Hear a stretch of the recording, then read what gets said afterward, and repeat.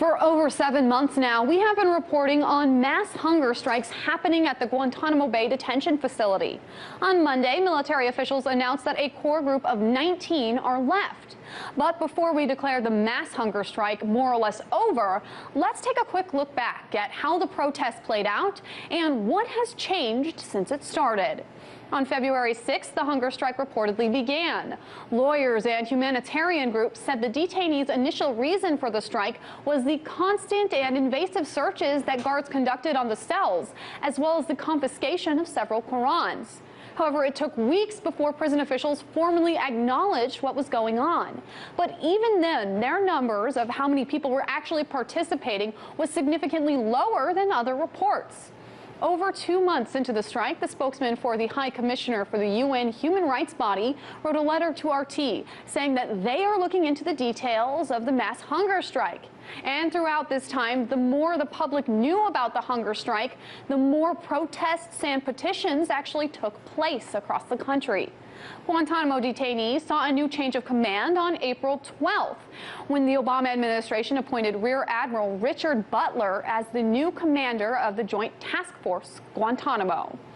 On April 23rd, the military realized how serious the strike was, and it sent 40 additional medical personnel to Guantanamo Bay. 7 days later, President Obama formally acknowledged the hunger strikes in a speech and reaffirmed his commitment to permanently closing down the facility.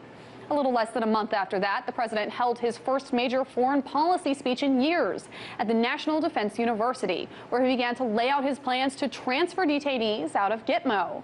He also announced that he would assign a senior envoy to lead that task.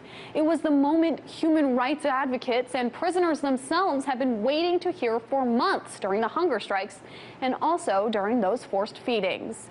But that momentum stopped abruptly on June 4th, when the House of Representatives not only voted to keep the facility open, but to block the use of taxpayer money to house detainees transferred out of the prison. But some members of Congress wanted to see for themselves just how bad the conditions really were at Gitmo. President Obama's Chief of Staff, Dennis McDonough, along with Senators Feinstein and McCain, traveled to Cuba. When they came back, they announced that 104 people were still refusing to eat, 41 of whom were being force-fed. Now, in order to bring attention to the cause and to show how inhumane force feeding can be, one protester went on a 61-day fast. On September 7th, he allowed himself to be force-fed in front of the White House.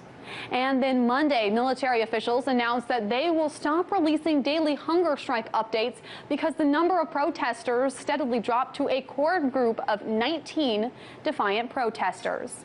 Now, keep in mind that throughout all of this, lawyers of the detainees complained that the military was trying to force the men to end their hunger strikes by denying them water or even visiting rights. Lawyer David Reams described on RT how guards were subjecting detainees to invasive body searches before they met with their lawyers. The guards actually felt up the men's genitals, and that is something that is strictly forbidden in Islam. So many men simply stopped going to their appointments. Those searches were temporarily halted, but then they started once again. Also, the military was slow to realize that the hunger strike was actually happening and that the numbers varied dramatically from the reports from lawyers and human rights groups. Take a look at this. This is the line that shows the official prison count for the hunger strikers as was reported by the military. The officials started the count on March 14th with 9 and then slowly, very slowly moved up that line to over 106 participants. Meanwhile, this is how human rights lawyers and humanitarians say that the hunger strike played out. So obviously there is a huge difference when it comes to the hunger strike and when it started, and also how many people were participating.